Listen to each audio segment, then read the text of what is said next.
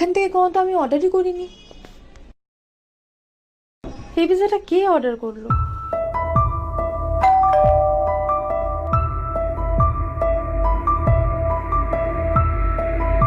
আবার কে? Ma'am, any query, any problem? What? কি করে? ম্যাম, আমি যখন নিচে গিয়ে বাইকটা স্টার্ট দিচ্ছিলাম তখনই আমি আপনার দুবার আবার কল পেলাম। সেই কল পেয়ে আমি তাড়াহুড়ো করে আবার ছুটে আসলাম উপরে। তাহলে আপনার কোনো সমস্যা আছে নাকি?